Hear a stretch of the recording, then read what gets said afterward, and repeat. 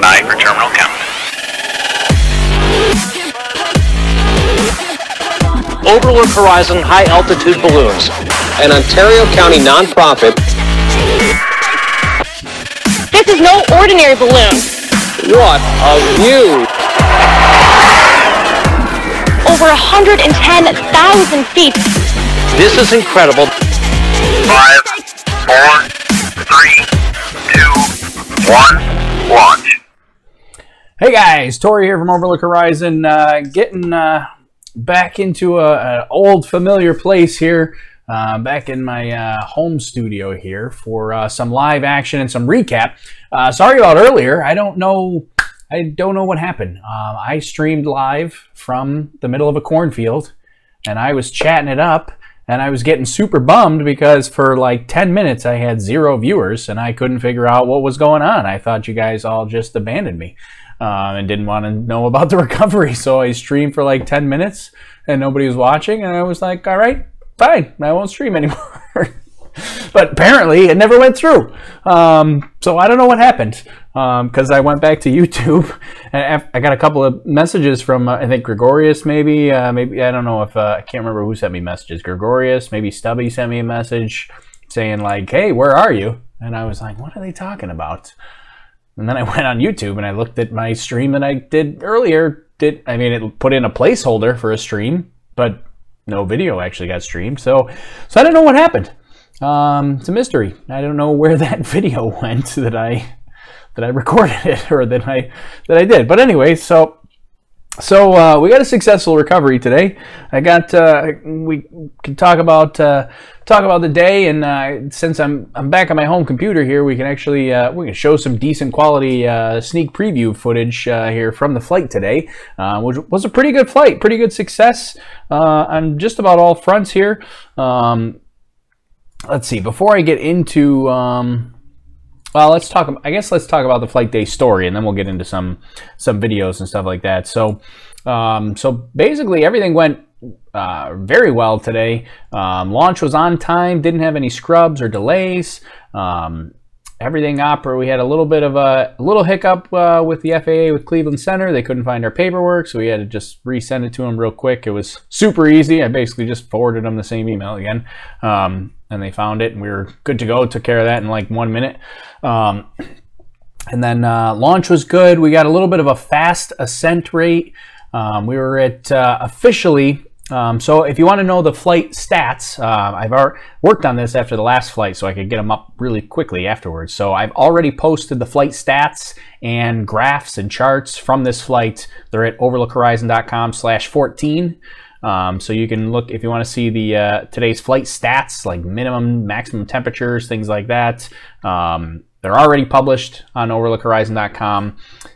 So I worked on that so I could get them up and published really quickly after the flight. So it's already got our official maximum altitude, which was 102,828 feet, which is for you metric folks, that's 31,342 meters, which this was a 1,000 gram balloon. That's crazy for a 1,000 gram balloon. I mean, I was not expecting to get that high today. I was expecting, in ideal conditions, if we could have hit the ascent rate right, I was expecting like 95,000 feet. But once I saw the ascent rate was too high, that usually, if it's ascending too high, that means there's too much helium in there, which means there's going to be too much expansion, and usually the balloon breaks sooner.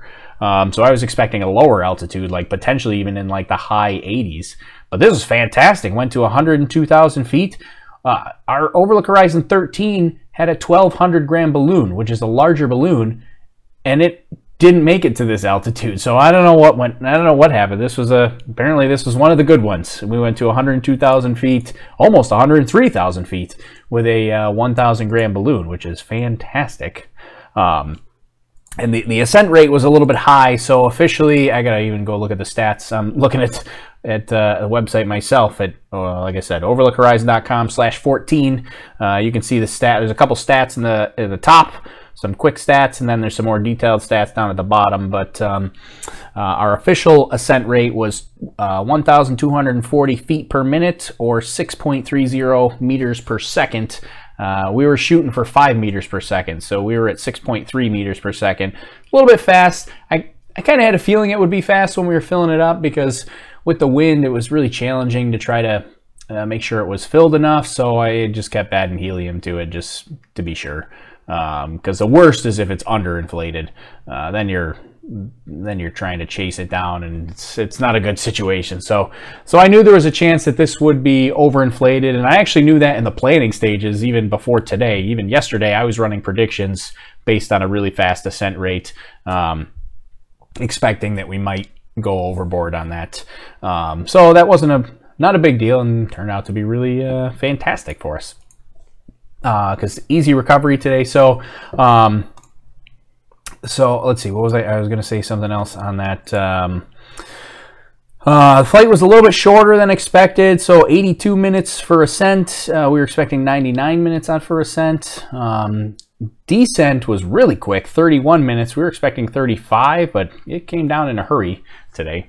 And then the actual landing itself was a pretty hard landing. It's 8 meters per second on the landing.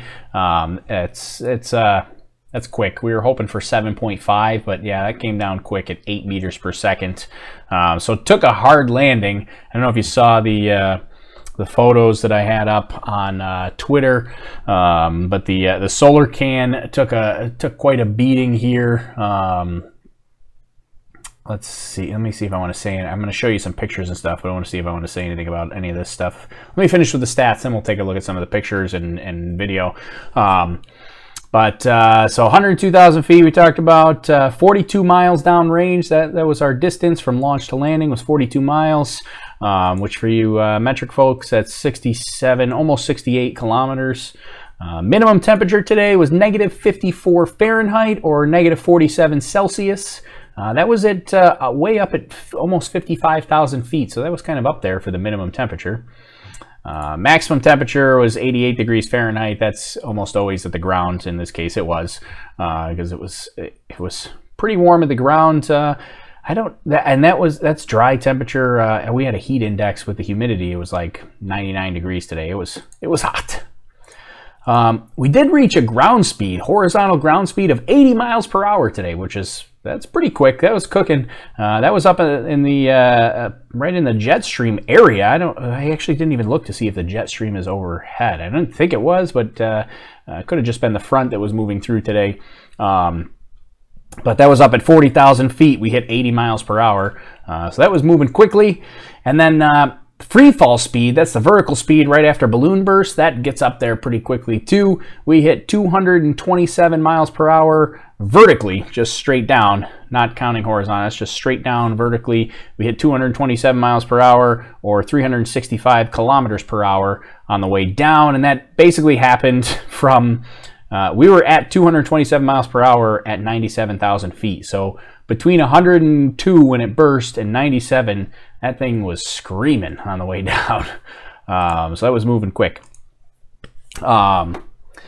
So yeah, let's look at some photos and such. This will be nice because I can actually show you some of the stuff that I had talked about on the last live stream. Let me get that. Well, this might take a little while to. I'm gonna try to get this pulled up. This is coming from my phone here. I should have done that differently. It's not gonna go well.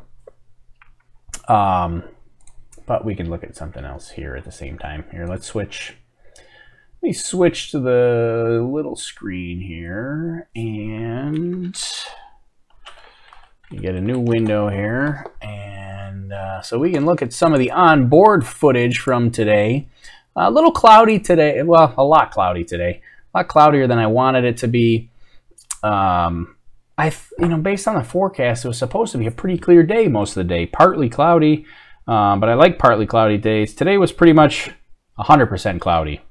So not so much for partly cloudy.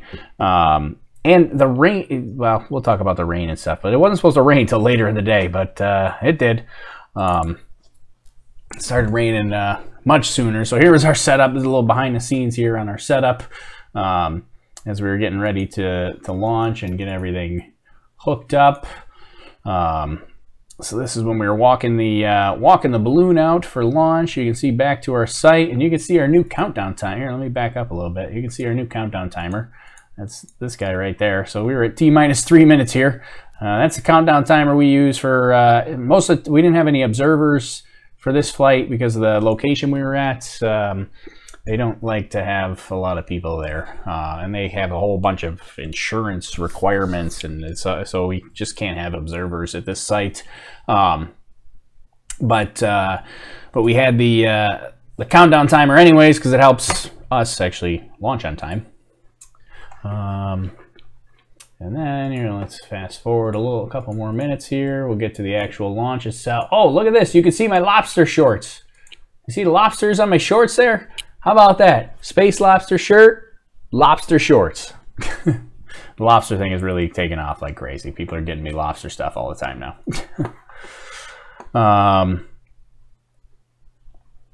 Let me see. Where did I lost my YouTube comments. Yuval says it's because of the weight. I don't remember what I was talking about. What you have to give me a little more detail on what you're asking me there. Something about the weight. Did you manage to extract the negative from the solar can? So no, we are not. I'm not going to process the solar can. So the guys at Solar Can want me to send the solar can back to them as it is, which is probably for the best. They're the professionals, so they could probably do it better. So I'm just going to take the solar can. I'm going to package it back up. We're sending it back to England or to the UK. Then they're going to pull the negative and they're going to scan it and post it online. And so so check the and I'm sure I'll retweet it and put it up once they do it. But we'll check the Solar Can Twitter account. They will publish the they'll publish the actual photo from this flight once they get it back and pull out the negative. So I'm actually not going to extract the negative. I just and we'll take a look at the payload here too in a minute. I got it next to me to show y'all as well. But here we go. So here was launch itself. If you were watching the live stream, you saw this from a different angle, but it took off in a hurry. So that was our setup there. So when I kept talking on the live stream about the little tree cover that we were in, that's where we were in the tree cover there. That was protecting us from the wind, which did a pretty good job for the most part today. Oh, so you've all said, yeah, the container fell faster than normal because of the weight. Yeah, basically, it was, we were pretty much at the maximum weight that this parachute supports. We were right on the very top end of the weight for this parachute. You really can't go any higher than that. You have to move up to the next size parachute. But you get in this weird, when you get in that weird middle ground, if you move up to the next size parachute, then it's almost not coming down fast enough. So I would rather be, if I'm within the restrictions, I'd rather be on the high end of the smaller parachute than be on the low end of the bigger parachute. So it comes down faster, less chance of landing in a tree. If it does land in a tree, it's coming down faster, so it can kind of push through the initial canopy of the tree. So yeah, usually I try to do that. But yeah, today's payload was definitely on the heavier side. It was just under 4 pounds total for all the payload, our payload and our guest payload. So this whole thing was just under 4 pounds. So it was like 1,800 grams. It was like 1,802 grams or something like that, total combined weight for all the payloads today. So let's see. When you get to the recovery, I'd like to know where it ended up in that field. Why so long to find it? No beacons, no eye gate. Yeah, so it is kind of interesting. We could talk about what actually happened on recovery. I was going to pull that up. I was trying to get. I wanted to get my footage here. We can skip to recovery story and then come back and look at some footage here. But let me see. Do I have? Let's see. What screen is this going to open up on? No. Okay. Got too many monitors here. All right. So that's over here. Let's try this one here. Is this? Let's play. Yeah. Oh no, that's us. That's us opening the guest payload. That's not what I was looking for. What I was looking for was maybe this one. Let's try, it takes a second. This is playing off my phone here, so it's going to take a second to transfer real quick. All right, there it goes. Yeah, so here it is. I can even turn on the volume if you want to hear the annoying beeping. I don't even know if you can hear that. It doesn't look like it's coming through, but I'll shut that off. Anyway, so we're in this little cornfield for recovery, and interesting enough, sorry, I'm here, like hearing the audio. I gotta mute this here. I'm like listening to the audio. It's confusing me. So we were in this cornfield is where we landed, and on landing, it came down. We're gonna have to check this for future, especially if we do this size weight again. But when it came down, here, well, let's pull the payload up. This will be easier in demonstration. So when it came down, here's the payload. And Gregorius, yeah, the beep's coming through loud and clear. I shut them off for you. I figured they'd be pretty annoying. But the micro payload, you see it's kind of mangled here. And I've never seen this happen before, and this was kind of crazy. But so the micro payload, my camera lighting is getting all screwed up, but the micro payload, it was mounted. We did a different mount today on the side of the box. So let me see, what's the best way to show this to you? So in the past, we had mounted it like below the box, down here like this. And the problem with that was the last couple times I specifically wanted it that way because when we do fly this by itself, I wanted it completely exposed to all the temperature elements and everything else. Antenna's getting all tangled here. Hold on. But it also on Overlook Horizon 12, it took that really hard landing because it was the first thing to hit the ground. Ended up breaking the GPS board. We had to replace the GPS board. Got the old one here somewhere. I don't know where it is, but so didn't want to mount it underneath any longer because now we were finished with testing. We know this can survive throughout the whole flight on its own. So we had moved this guy to it was actually on the other side. Was it on this side? Might have been on this side. I don't remember which side it was on, but we'd moved it up here and mounted it to the side of the box, which helps protect the GPS chip, which was kind of put on top of the box here. So at least if it landed hard, it wouldn't break that, you know, because it's at a bit of a 90-degree angle like this. So when it hits the ground hard, it can bust that. So we'd mounted it on the side like this. When this hit, it hit so hard that, I don't know if you can see this, but, and I'm assuming it was when it hit. I haven't gone through all the video footage to find out for sure. But it was working just fine all the way down. But when it hit, it completely ripped the tape off. I don't know if you can see this, but it was mounted with packaging tape. It's got foam, double-sided foam tape here on the back. And then it's also got this safety string. This was the last resort. But it hit and it broke the packaging tape, which I've never seen that happen before. Usually the packaging tape is pretty strong stuff. But this broke the packaging tape, and then it stopped transmitting after it hit the ground. The inside, so that put that guy out of commission. It was no longer transmitting. The inside payload also stopped transmitting when it hit the ground because it hit so. Let me demonstrate this another way. Where's my back here? I gotta back up a little bit. 1 second. I don't want to take the flight computer out. Oh, let's bring this along with it. I don't want to take the real flight computer out of the box, but I'll show you a replica here. So this is, and why am I doing this on half screen? I should probably do this on, full screen. Yeah, there we go. Gregorius says, you might want to switch to a larger, yeah, I just thought of that too myself. Yeah, sorry. We can do the demonstration again if you want. But the larger the larger flight computer looks like this. It's kind of sandwiched together.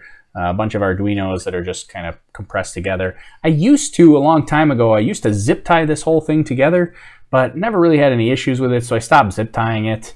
That's what hurt us today. When it hit the ground, it hit so hard that these came unsandwiched and basically it basically pulled apart, and the power was no longer getting to the board anymore.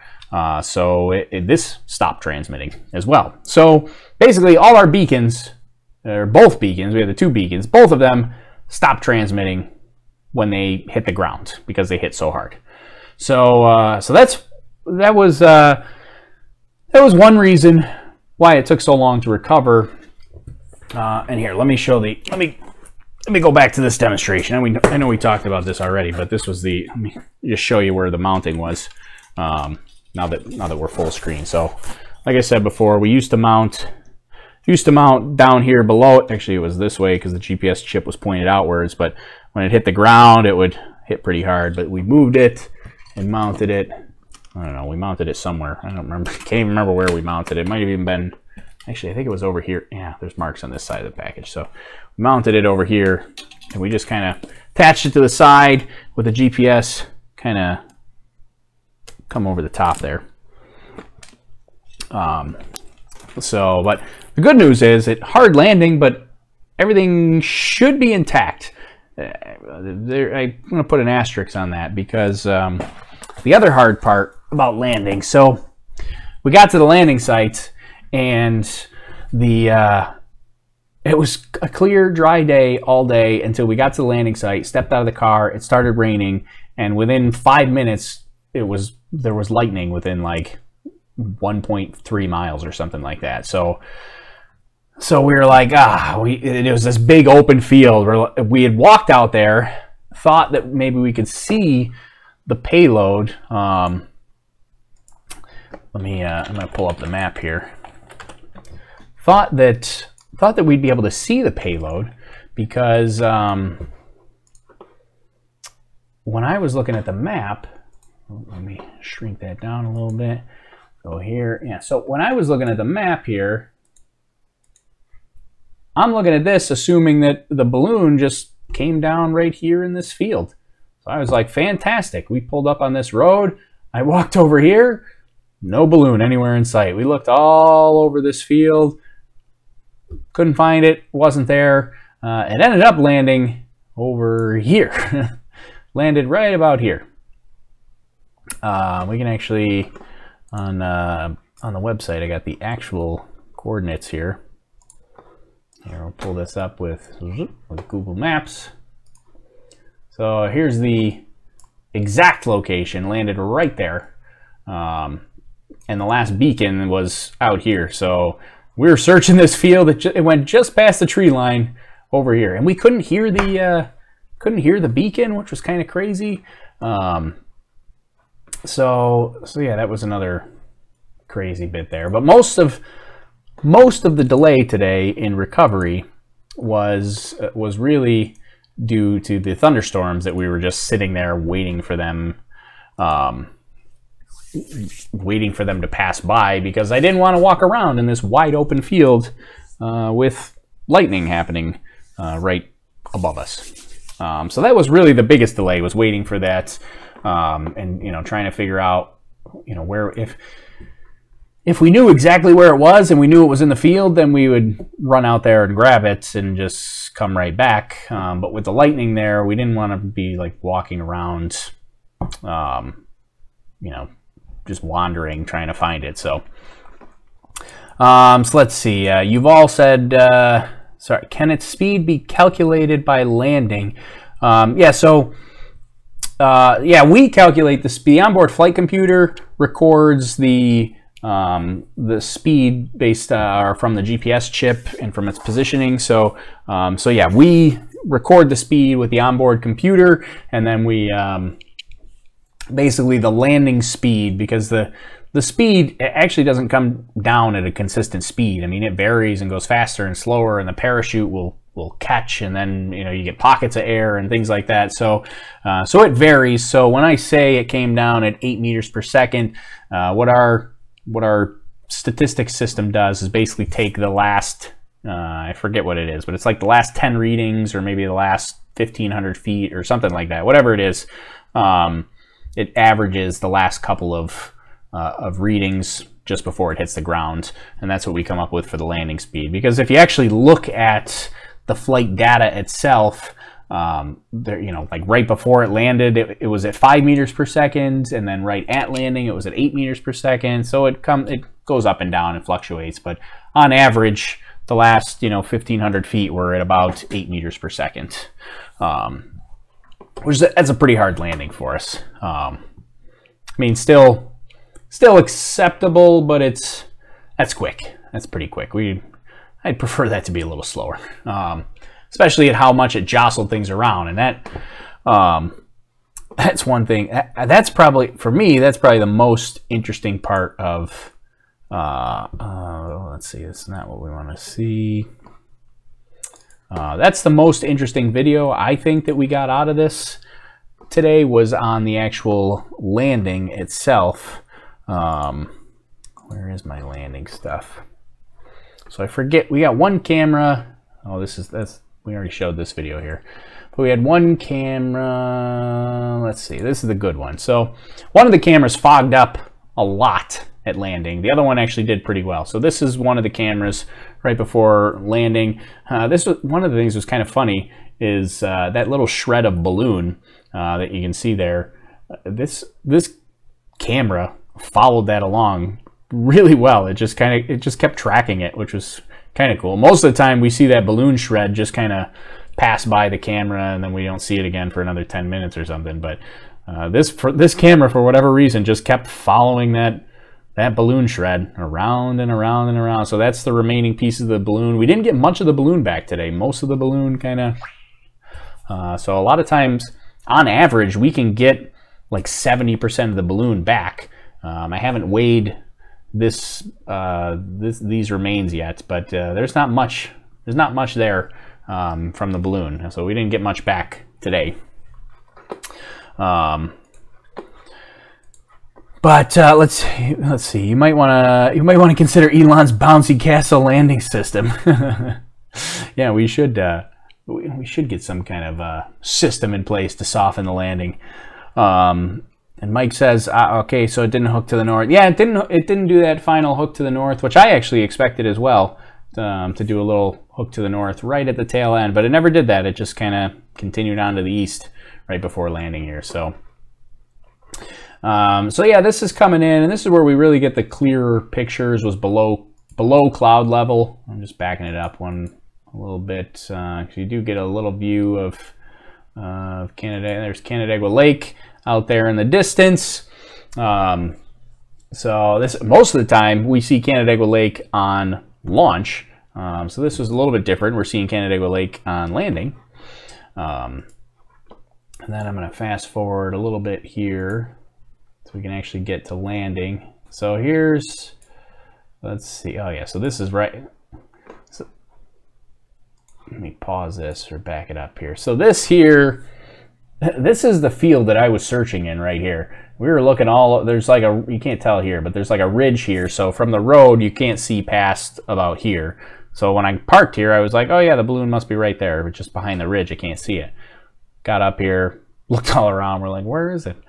Behind it, end up landing over here in this field. But it passed through there. Like this is basically about where we got the last beacon. It was still pretty high up. And then, all right, I'm going to warn you. I'm going to turn on the sound here so you can actually hear the landing. It's going to beep. Sorry, that's our landing alarm. That's just there to alert any people or animals below that it's coming down. It's also our locator beacon that we use to find it. It turns on for the last 2,000 feet before landing here. So sorry about the beep, but it does come in for a pretty hard landing, and so I wanted you to hear all the sounds coming through. Here it is.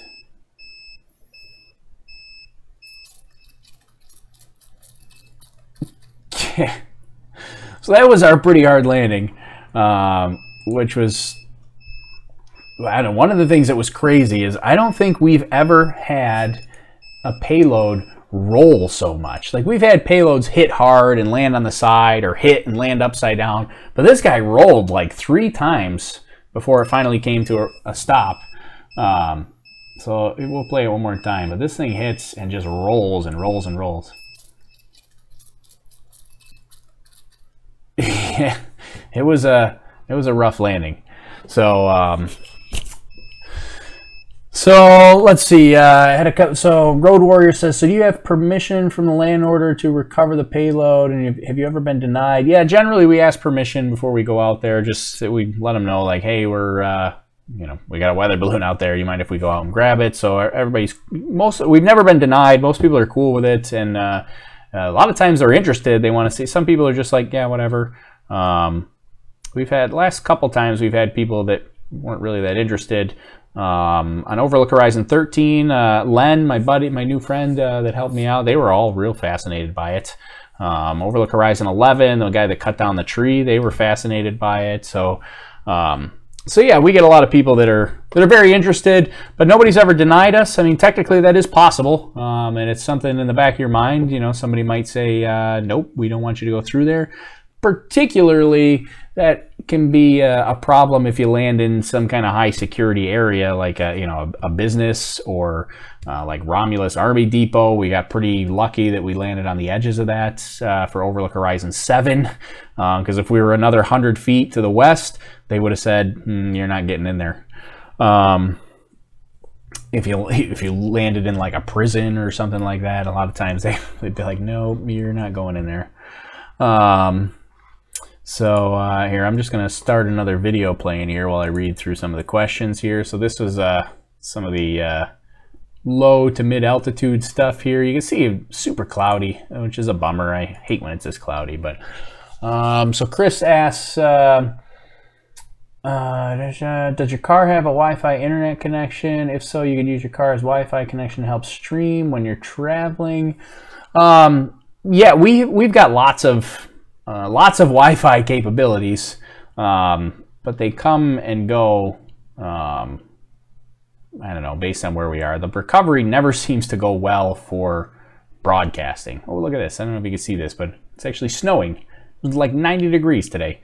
And well, it looks like, I can't tell if it's snow or, it looks like snow. It's pretty cold at that level, but I don't know if you can see it on there, but it looks like it's snowing. So let's see. Mike says a nice tree would have softened that landing. Yeah, I'll take the hard landing in the cornfield any day over a tree landing. Let's see. If I do it in Israel, it will fly to Jordan. Yeah, it can definitely be tough. The geographic area that you're in.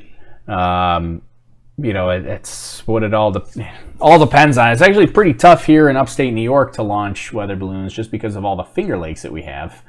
Oh wait, I think we just saw Rochester Airport there. Yeah, so look at that. There's Rochester Airport right there. We flew right over the top of that. Luckily, though, we were well above their airspace. The Rochester Airport airspace only goes to 10,000 feet. We passed over their airspace at like 30,000 feet, which airplanes do all the time. They have airplanes that fly directly over the airport at 30,000 plus feet. So, and Rochester, we were working with Rochester Airport. We were on the phone with them, so so no issues there. But it's cool to see there's Rochester Airport on the screen there. But yeah, you can definitely have some issues with location. Location is going to be key. In upstate New York, it's tough to launch balloons. We got so many Finger Lakes here that we have to avoid. You got Rochester, you got to avoid. Syracuse, you got to avoid. You got the Adirondacks you want to avoid. You don't want to land in the trees. You got mountains and trees to the north and mountains and trees to the south, and it's just hard. But I like when it works out nicely like this. But if you're out in like the Midwest where it's a lot more fields, much easier out there, usually in most cases. Or if you're going to like the desert or something down in like Arizona area, much easier there too. At least that's what it always looks like. I've never done it personally in either of those areas, but I see them online all the time. And I'm like, oh, that looks so easy. But yeah, I digress here. So let's get some other video up. Let's see. So we can go to the maximum altitude is a little bit on the disappointing side just because of how cloudy it was, and it was spinning like crazy at the maximum altitude. Most of the time when you get up to 100,000 feet, the payload kind of settles down and doesn't spin so much once you get up that high. But this guy was still spinning like crazy, even at 102,000 feet.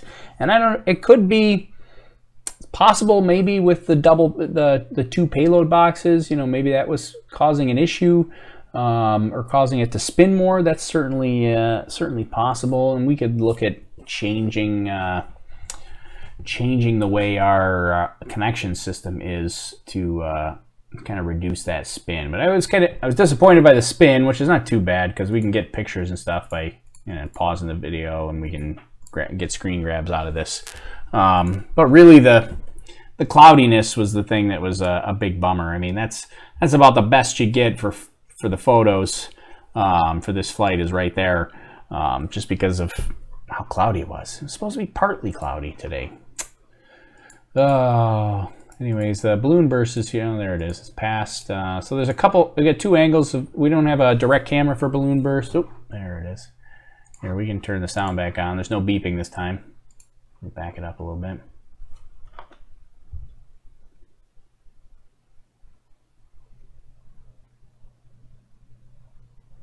Waiting for the balloon burst.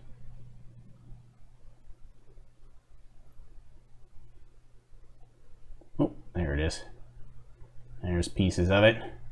But yeah, it was spinning so much, it was also hard to see the actual burst itself. And we didn't get a lot of shreds that came down. Let's see, where was that balloon burst? I'm going to try to pause it here because you do get to see when the payload, there it goes, it tips down for a minute and then tips back up, and you get to see there's all the pieces of the balloon obliterated as it tumbles for a minute. And then it comes down in a hurry. And then we did have the other camera view here that we can take a look at really quickly. Let's see. Hello from Alabama. Marie hears the beeps. Chelsea says, this is so nifty. Thanks, Chelsea. Where are you located out of? Mike Hustings wants to know on Facebook. We're in the Rochester, New York area. So this flight flew directly over Rochester, New York today, right over the Rochester, New York airport. And Graham, good morning. Hashtag Space Lobster. Well, it's night here, but good morning to you, Graham. So let's see.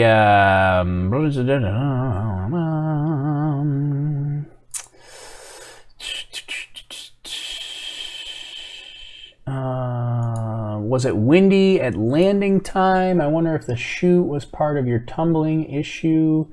Yeah, well, it was pretty windy all day today. So yeah, we were having like 20-mile-per-hour winds at the surface. So yeah, it definitely could have caused a tumbling issue. You know, as the payload landed, it was definitely traveling horizontally pretty quickly. So as the payload landed, you know, likely the parachute just kept pulling it until the parachute landed. So let's see. Alex wants to know, did you have to issue a NOTAM with the FAA before launch? Technically, we don't have to because our payload is so light that we're not required to, but we do anyways, just because we like to be safe. So we do issue a NOTAM. We actually issue 8 of them. We issue 8 NOTAMs, and then we also issue, we send information and we communicate directly with Rochester Airport and Cleveland Center, which is the upper airspace manager for this area. So Cleveland Center does all the upper air travel, like the 30,000 feet cruising altitude stuff. So we talk directly with Cleveland Center and Rochester Airport and Rochester Tower. They're the TRACON, which is basically the transition between the airport's landing space and the upper altitude space. So yeah, we do a lot of work with the FAA to make sure everything's safe, and it's also I don't know, it's interesting to me. It's not hard to do, so we do it all. So Gregorius says, in Indiana, it would probably land on cornfields 100% of the time. I know, that would be fantastic if we could just land in cornfields all the time, because I would take that I would take that any day. That's so much easier than trying to get it out of a tree. Let's see. Off subject, do you feel Tesla's recent issues will affect SpaceX timelines for future manned missions? No, I don't think they're really going to have much of an issue. I mean, I know Elon Musk is kind of the common denominator there, but I don't really think I don't think it's going to be an issue. But anyways, we can talk about that in a SpaceX broadcast. Yeah, a lot of cloud cover today. So let's see, let's get another video up. So we did have 2 cameras up. So all the footage you've been seeing was from what we call camera 1. We have them at 2 different exposure levels. So camera 2 does look a little bit different color-wise because it's a different exposure level. And it's on the opposite side of the payload. So we have one facing out each side. So this is camera 2 facing out the other side. This is us getting ready to launch here.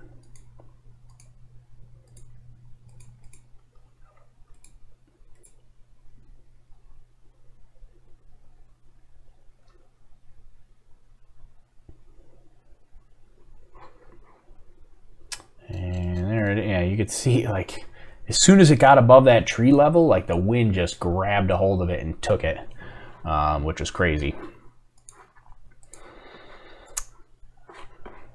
Let's see if we can skip ahead and take a look at some... this video is going to end soon. So all of our videos are in 5-minute increments. They record for 5 minutes, then they stop and start another file. That's just so if something happens with the camera, at least we can keep as much video as possible. This is a college right here. There's SUNY Brockport just below the camera. Well, I thought it was going to dip down, but apparently not. There's also the Erie Canal there. We were pretty close to the Erie Canal today for lunch. Let's see what else we got here. So you can see the exposure a little different. This is up at cloud level. Oh, there's the airport again.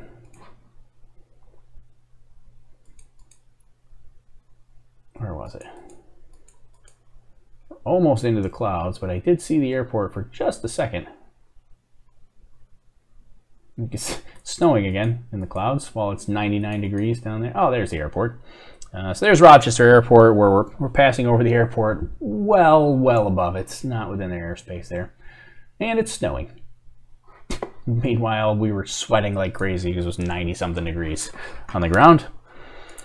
And then here's a look at max altitude from this camera. Let's see, let's back it up and find the burst. Oh, there it is, somewhere in here. So here's there it is, burst from that camera. You get to see a couple of pieces. This one you did get to see right in the top right corner. You see all the pieces fly away. Right there. There's a bunch of the pieces up by my logo there in the top right corner. And then you get this one weird piece that comes like straight down the middle. Whoop! You see? I don't know, that one got me. I like that one right there. You go frame by frame and just go straight down the... I don't know. It's in a hurry. It's trying to get out of there. So I like that one. And then on landing, this one, this guy, when it passed through the cloud layer here. So here's, you got the upper cloud layer, and then it's kind of coming through and passing through the clouds here. You can actually see the 2 different layers there, looking right through it, which is kind of cool. But then, yeah, where was it? Right about here, it hit so much humidity and the temperature was so much different. Like right as it hits this cloud layer here, the lens fogs up like crazy, which the interesting thing is, this is the only lens that did it. The other lens on the other side of the camera did not fog up. So this one fogs up like crazy. And here it goes. You can see it. Now it's pretty well fogged up here now. You can barely see what's going on. It's all blurry and everything else, and now now you can't even really make out the clouds. You finally get through it, and you still can't see anything. It's kind of crazy how the one lens fogged up and the other one didn't. But you can kind of make out Here's our beeping again. Sorry. At least you know we're getting close to landing, even though you can't see anything. But this is the other view. I wish this one was clearer, because this is the one you see the ground coming at you. Boom! You get a little bit of a sense of how quickly it landed. You can see the ground approaching. You can look through the fog. You see the ground approaching pretty quickly.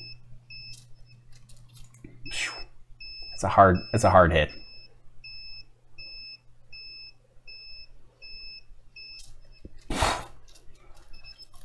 Yeah, yikes. That's a pretty hard hit. Especially when you see that ground coming up right at the very last second, right before landing. Oh man, that ground comes up in a hurry. So yeah, that was a tough landing. Tough landing there. It's a free blur effect, yeah. And then yeah, shortly after it landed and it had time to adjust, then it was perfectly fine. And actually, one of the things that I also thought was kind of interesting. Let's see what video it was in. It was this video here. So now it's nice and clear. This was let's see, what is this? 5, 10, 50. This is 20 minutes after landing. You can see the wind really going, and the wind picks up and it ends up moving the payload and setting it upright for us. Let's see. Let's skip forward a little bit. I don't know where. There it is. So right about here, the wind blows the payload over and stands it upright for us. Sorry about the beeping. Right there.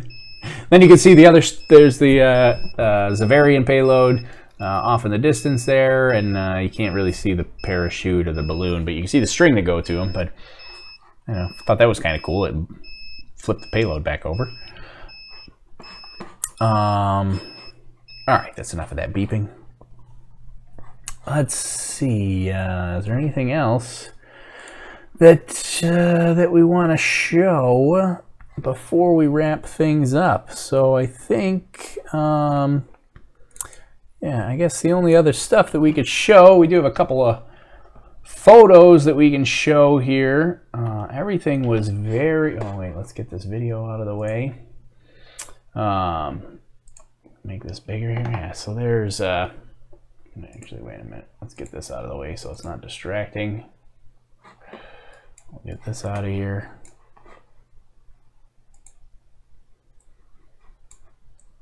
All right, there we go.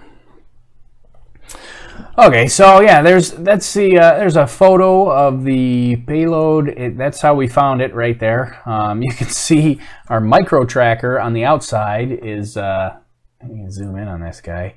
The micro tracker is completely dislodged and only being held in place by the safety string. The foam tape and the packaging tape completely ripped off. The solar can is still attached, doing just fine. A little bit wet and a little bit banged up from that hard landing. But yeah, everything else in pretty decent shape there, other than the fact that it's muddy and it took a really hard hit. But that's how we found it. And then there's another look at it in the cornfield there. You can see again the micro payload just kind of askew there. And let's see, do I have another picture? I got a couple more here. I don't know what these are. That's the same one. There's the Zavarian payload, how we found that one. That one was in pretty good shape, but didn't really have anything on the outside that would be an issue. A little selfie time for what we recovered. We'll post that online later, I'm sure. And yeah, then that's pretty much it, folks. That's our weather ballooning experience for the day. It's pretty good, pretty successful flight. I'm pretty excited. Oh, Alex says that soil is so pink. It's actually it's probably not that pink. That camera is. I mentioned that it's not the exposure. I said the exposure earlier. It's not the exposure. It's the white balance is different on that camera, and it does make things look a lot redder than they actually are. But occasionally it makes things look you know, when it's a cloudy day, that redness can balance out the cloudiness a little bit. So, so yeah, if you were to compare that to, like, we can look at the other camera real quick, and you'll see, let's see, where's my other camera? It's hard to see because this camera got dislodged. Let me turn the beeping off for you, but you can see the soil's not really that red. It's pretty brown. This is more true color here. It's having a hard time looking through the hole because the camera, like I said, the camera got all dislodged. But yeah, the pinkish color, I wouldn't go by that so much. So Alex thought he was on Mars for a minute. Did the X-Men payload survive landing? It's assuming it was suspended below the X-Men payload. Oh, the Zavarian payload. It did survive. It was actually, the Zavarian payload was actually above our main payload. So our flight system today was, let's see, can I show that to you? How would I show that to you?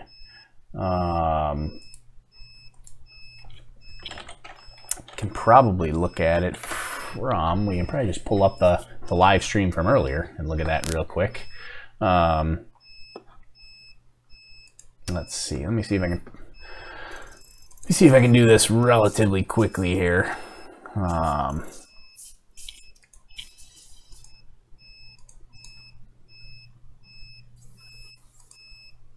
See if I can find right before we launched where you can see all the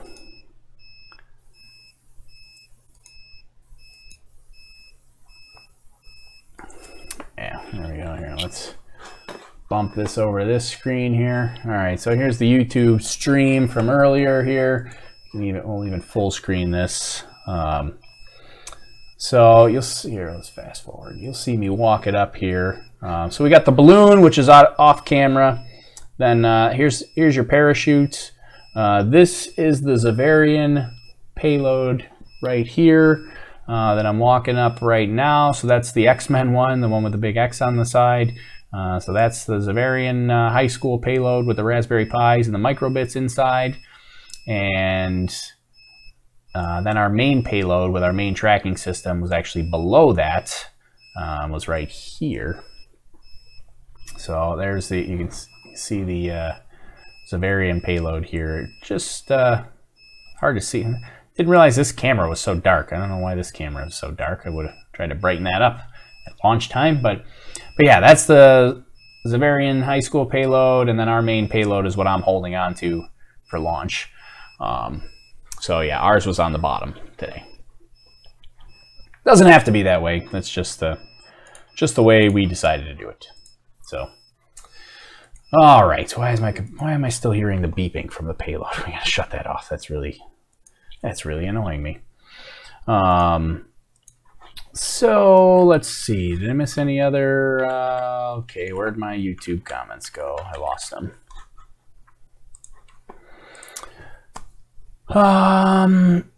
Yeah, and it definitely, AN says it started to rain. It definitely rained quite a bit.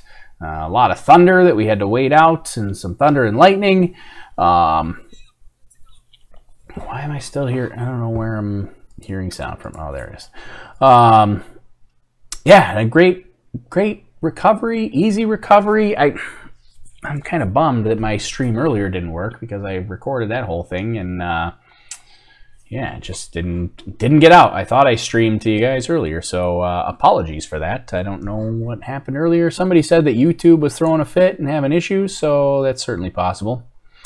Let's see. Jill on Facebook says, hi, we're just catching up. We had big thunderstorms today in Ontario. Seem to be heading your way. How were you able to launch? Yeah, we got the thunderstorms. We launched 15 minutes before the thunderstorms hit. So that was great. We got it launched, no problem. And then, but landing was a different issue. It landed, and the thunderstorms were pretty much right behind us, so we had to wait before we could go recover the payload. That was the big delay, like I mentioned, was just waiting out the lightning because we didn't want to go walking around in a field while there was lightning happening. So let's see. Brian Irwin says, many of the ones we do are with the NWS Huntsville, Alabama. Up until a few months ago, they were launching one every Saturday. The local college ties on their payloads and asks us to track and recover them. Now they're down to launching on the first Saturday of each month. Oh, that's kind of cool. We did a launch with the Weather Channel. That's pretty sweet. They had a payload of 4 GoPros. It was for the show 3 Scientists Walk Into a Bar. I think that was the name of it. Oh yeah, that's pretty sweet. Yeah, we do. I mean, our National Weather Service, like on a regular basis, they do flights twice a day, every single day, pretty much no matter what, unless there's lightning out. So they do their flights every single day, twice a day. But those flights, they don't generally let you tag anything along with it, because those are the actual official Weather Service forecast model flights, and they have just their radiosondes on board. But that's pretty cool. So that's Brian on Facebook.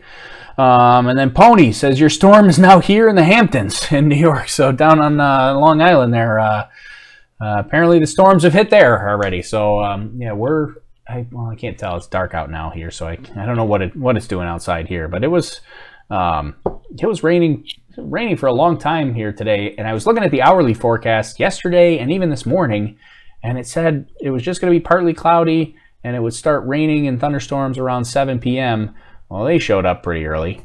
Yeah, that was, like I said, that was the big delay. Brian says these are just Ozonason payloads. There's a big debate about that. Ozonason or ozone sonde. People say it differently, but yeah, those are a little different. So I don't think we have anybody around here that, at least not, I don't think our weather service does Ozonason or ozone sonde flights. I should ask them. I don't think they do though, but I'll have to ask them and find out if they do those types of flights. So,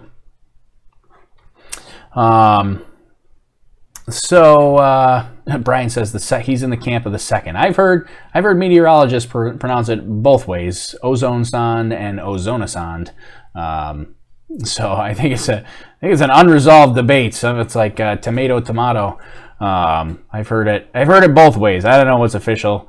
I like the sound of Ozonason better, but I think I just go with ozone sonde. So let's see. Any news on the Space Lobster Mission Patch sticker? Yes, we do have some stickers coming in. I think Gregorius made a sticker for us. We didn't actually order in that sticker. I think actually that design is copyrighted by a guy that does like mission patch stickers. So we didn't order that one, but we do have here. We'll pull them up.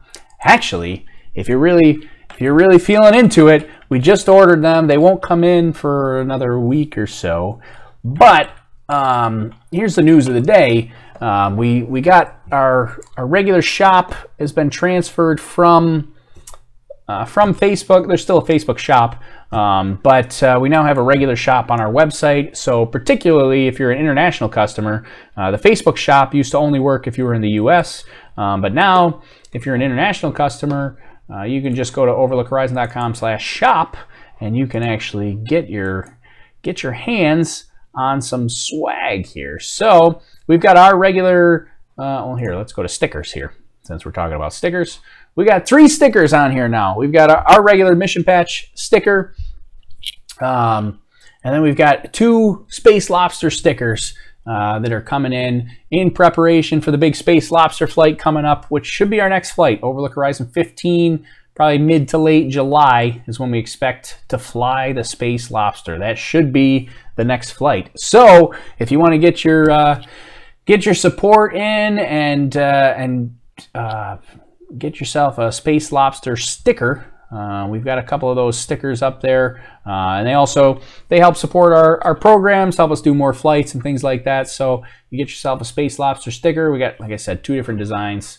We got this. Let's see. You got this guy here, and then you got the. We should have just stayed on the main page.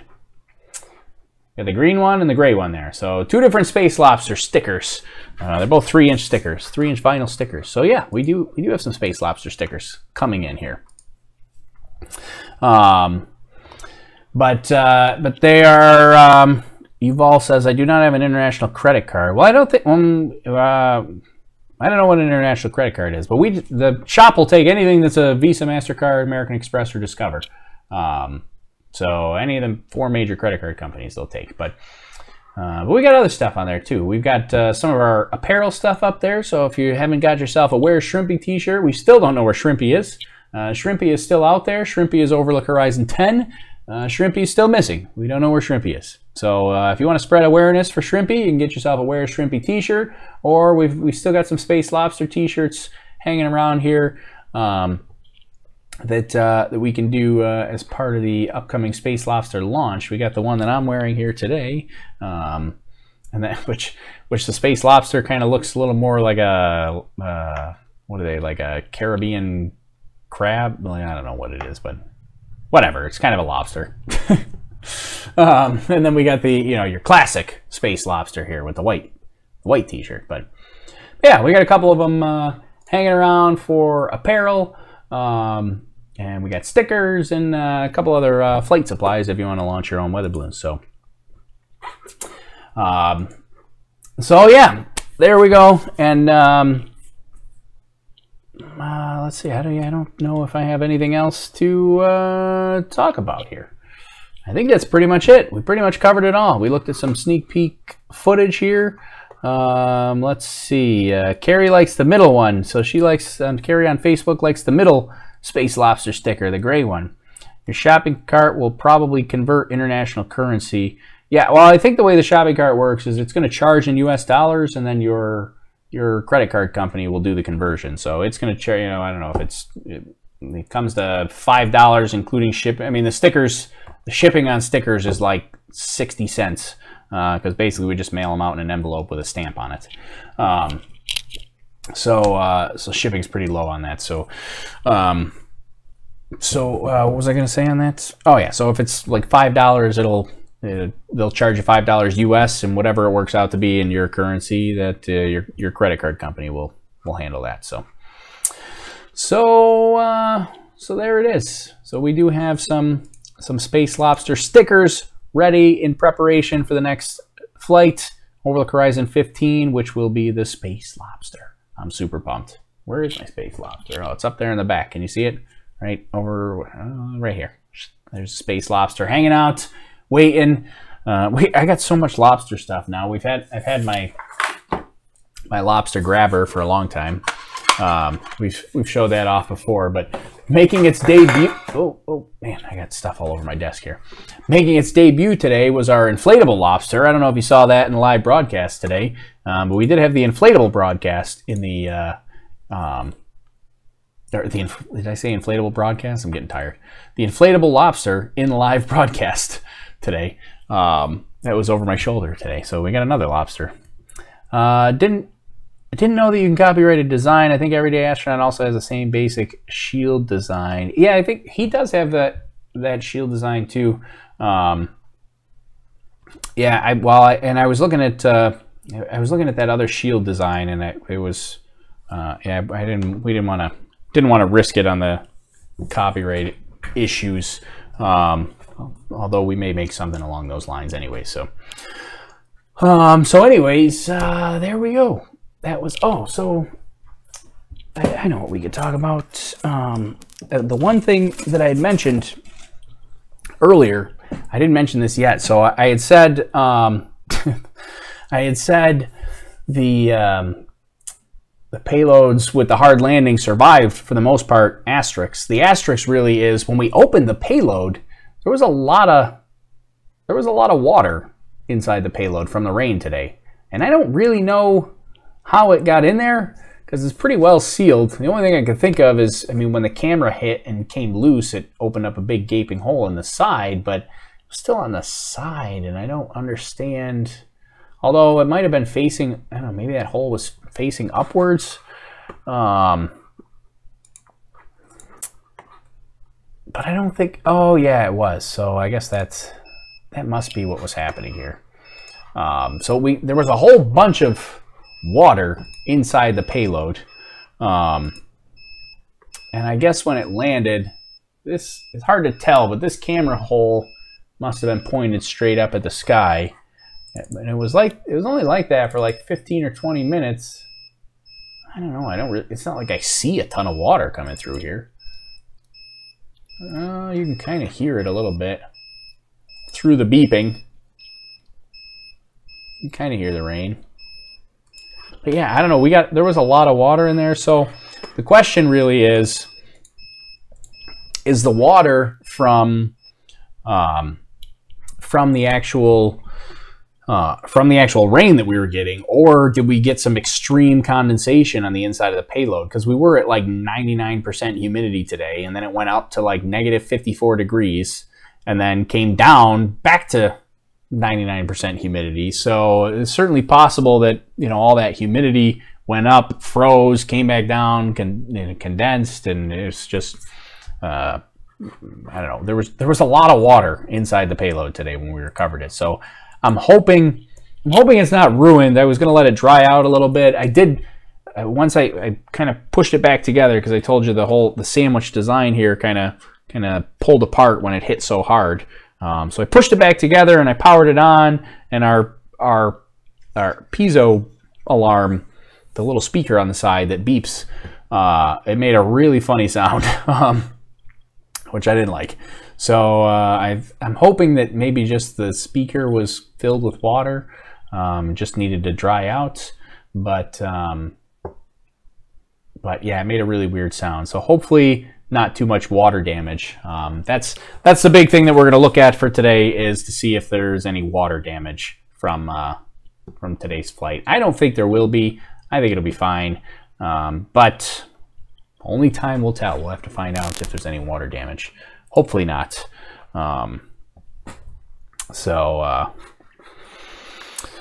Let's see.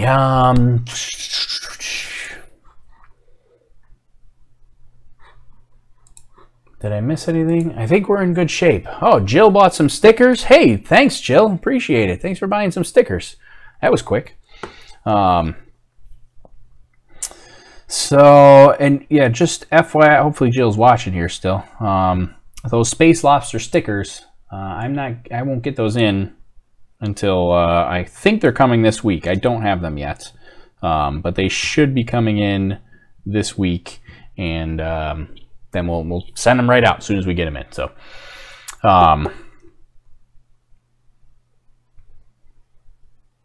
So there we go. All right, awesome. I think that's about it. Okay, well, I can't think of anything else. I'm tired. I've had a long day. We had a successful flight today. It was pretty awesome.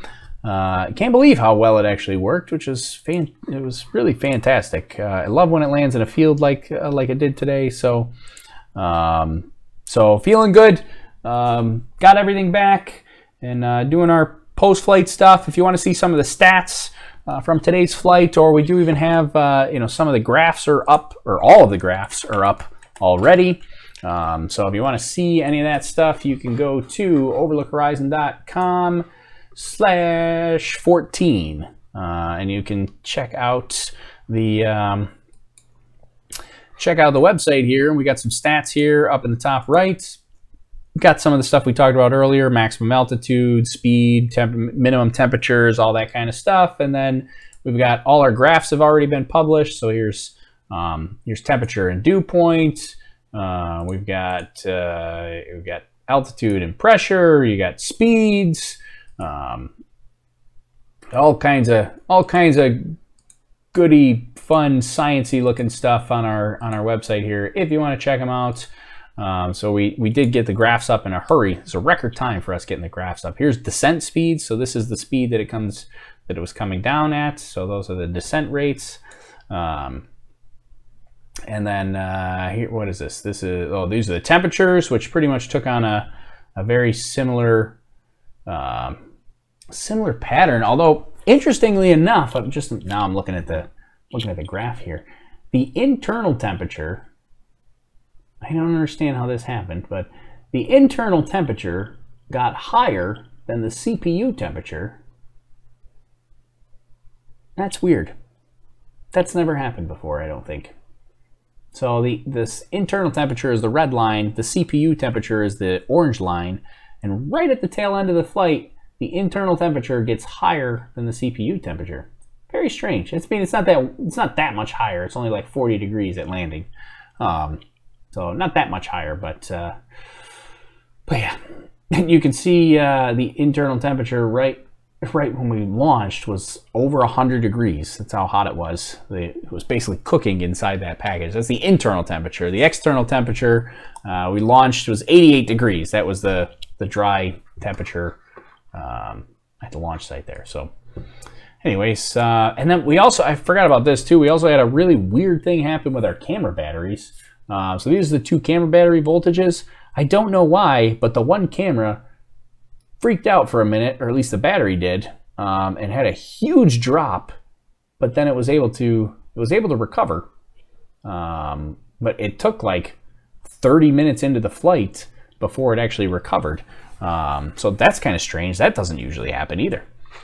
So a couple of weird things from this flight here, but we got the graphs up there. We also got, here's a look at our predicted versus actual flight path. The purple is what we actually did. The red was what our prediction was. So we're a little bit off, and that's mostly centered around our ascent rate being as high as it was. And then some more stats at the bottom: launch location, landing location, some links if you want to see them exactly on the map. So there we go. Check out the website if you want to see some sciencey stuff. All right, I think I've been trying to wrap up this broadcast now for 10 minutes. Let's see. All right. Let's see.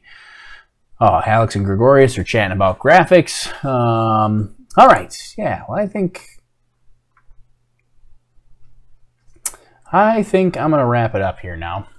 We had a good day. Super excited. So the next live broadcast will be for CRS-14 SpaceX next week. I think it's, what is it, like the 29th or something, I want to say. So keep an eye on that. I will be not in my normal location, so hopefully I can stream that okay. I'm going to try my best to stream CRS-15 launch for SpaceX next week, but I am going to be off-site, so it'll be a surprise when you see it. But hopefully the bandwidth is okay and we'll be able to stream just fine. We had some issues today with the stream with mobile bandwidth, but hopefully we'll be okay for next week's SpaceX CRS-15. So join me for then. And other than that, we'll try to get some more pictures and stuff put out from this flight here today. Appreciate you guys all sticking around. Sorry about the broadcast earlier. I don't know what happened. YouTube just had a freak out there, so I apologize about that. But we got it done. You've seen the footage, and this was probably better anyways. You could see some actual high-quality footage instead of me pointing a cell phone at a computer screen. So, all right. I've said it all. I probably said too much, so we're going to call it a day. And that's it for me. And thanks for hanging out for us today. That's a wrap for Overlook Horizon 14. Big success today. 102,000 feet on a 1,000-gram balloon. That's crazy. All right. Thanks, everybody. Have a good rest of the night. We'll see you later. See ya.